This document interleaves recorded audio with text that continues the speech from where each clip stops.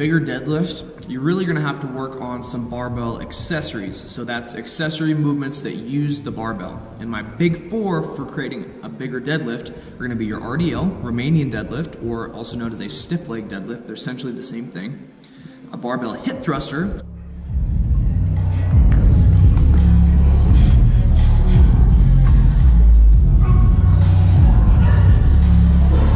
There you go, yeah, let's get it. There you go. That's it, you got it. Yeah. Yeah, you got it, up. Great for building your booty if you're trying to grow that, as well as providing you a good lockout. A huge power source for athletics. Your third one is going to be your barbell row. Very, very important for providing the upper back strength and stability for your deadlift to lock out properly. And then the fourth one is the barbell shrug. A lot of people do shrugs. I always encourage people to use the bar with those four movements because it helps provide body symmetry as well as provide you with a bigger deadlift, which if you're going for explosive strength in athletics, it's huge. And if you're going to just try to PR or increase your 1RM, your PR, very, very helpful for those. All right guys, so for your Romanian deadlift, you want to go double overhand grip on this guy. Make sure you engage your lats and you conventional deadlift off the floor first and then start at the top. You don't want to start at the bottom.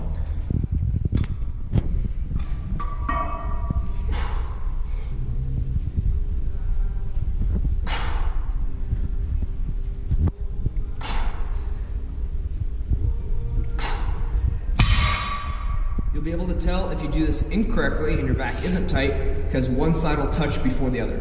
This is the same for your regular deadlift. When you're coming down in between sets, the bar should touch at the exact same time. And if it's not, it's because your back isn't tight. And it'll look like this.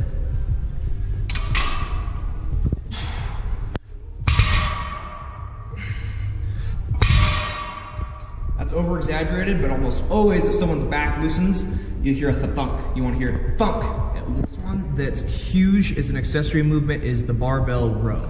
So I see a lot of people do these wide grip. That's great for your lats. I prefer to do a close grip because I find it most mimics the deadlift and what you're going to be using for the deadlift. I also like an underhand row. I really like that for developing some back bicep strength. So I'll go ahead and show you both. On each of these, I suck my elbows in tight against my sides. We're building that density in our back. If you're looking for a bodybuilding style width to increase the width in your lats, you're going to be using entirely different exercises.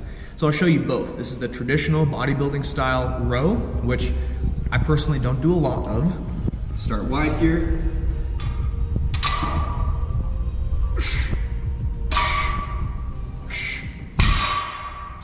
So I'm not a huge fan of that one. It's more bicep heavy and I don't feel like it gives you as much of the workload that you're gonna need to build that bigger deadlift.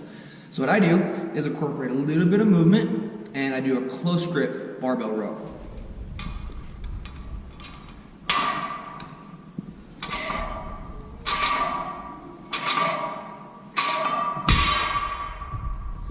I prefer this style of row. I also like underhand because it hits your back from a little bit different position, and I widen up just slightly. Both of these are excellent accessories and really help me build that stability in order to shoot to the top properly, maintain good form in our deadlift.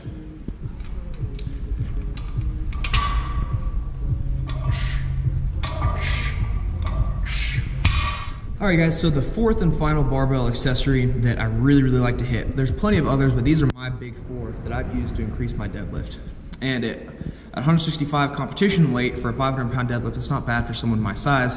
I've stayed at the same weight, but use these accessory movements to help me build up that strength and that stability, that full body synergy. Because the deadlift is really great at increasing that functional strength, so getting all those muscles to work together. So a lot of times when people go to do traps, they go way too heavy and they end up doing what we call the chicken wobble, where they go to lift and they go, and they're not actually shrugging.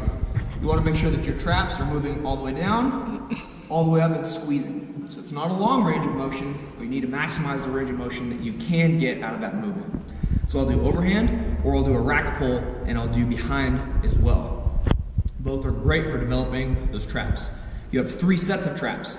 You have top, middle, and lower. And it's important to work all of them. And you do work all of them with this. The other one that I'll throw in sometimes is a band pull. Elbows out, grab a band, and you're pulling back. That'll help work that mid and lower trap as well. But for now, we're gonna hit the barbell shrug. You shouldn't be trying to shrug more than you can deadlift. If you are, you're going too heavy, you're not going to get out of it what you need to, and you really need to focus on the proper form and really getting a squeeze. So just because you can shrug more doesn't really mean it's with proper form or that you're getting the work that you're going to need for your deadlift. Because just because you can shrug 1,000 pounds doesn't mean it's helping you if you're trying to develop a 500, 600, or 700 pound deadlift. So without further ado, we'll go ahead and hit this. You'll deadlift that weight off the floor first to ensure that you can actually lift the weight. And then begin your shrug process. Shoulders back, all the way down, all the way up.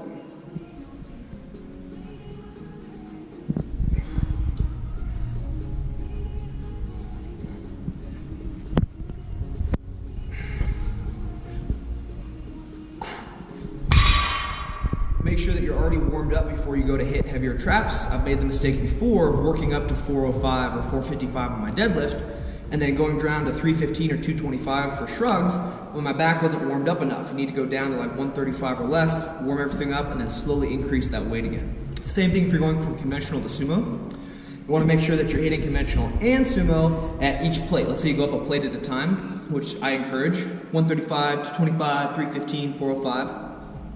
You don't want to warm up sumo and conventional at 115, work up conventional to 405, and then switch to sumo. You got to make sure you drop your weight back down and you're hitting both on your way up until you go to switch to one or the other. Otherwise, you're going to hurt yourself. So that's a quick breakdown of the barbell shrug. Want to make sure that we're not jerking here because you can hurt your shoulders. So I always encourage everyone to come up to the top, squeeze, and then go ahead and bring that on down. One of the biggest accessory workouts or accessory exercises that's non-bar based is the GHR, which stands for glute ham raise. That's huge as far as working your hamstrings. A lot of people traditionally do things like core or back extensions off of these, and weighted back extensions are awesome for your erector spinae, which are those two guys that you're using in your low back that run up the length of your spine for your deadlift. Those are great too. But what I like is the GHR because we get from your calves all the way up through your glutes on this exercise. So it's different from a back extension in that your legs are going to straighten and you pull from the knee instead of letting your hips hinge. You hinge at the knees, not the hips. So here's the difference. Here's your back extension. And then here's your glute ham raise.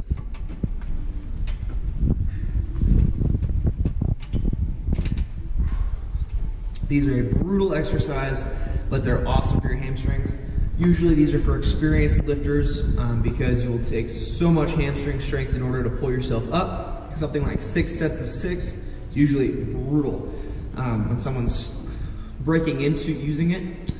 I've worked up to 6 sets of 15. My hamstrings are always wrecked, especially after lifting heavy.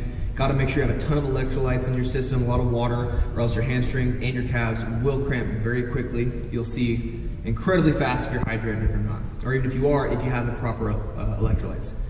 Great accessory work for this guy, especially to build that hamstring strength to drive up quick.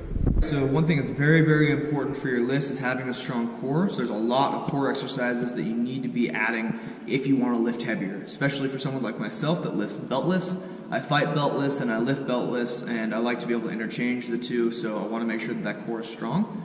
So one thing that's killer for that is your ab wheel. I really like using it. A couple things you want to watch out for though, because people use it incorrectly.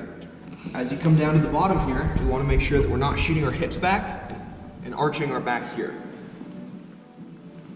This is very hard on our lower back and we're not working our core. We want to tighten our glutes up and curve our back so our stomach is engaged.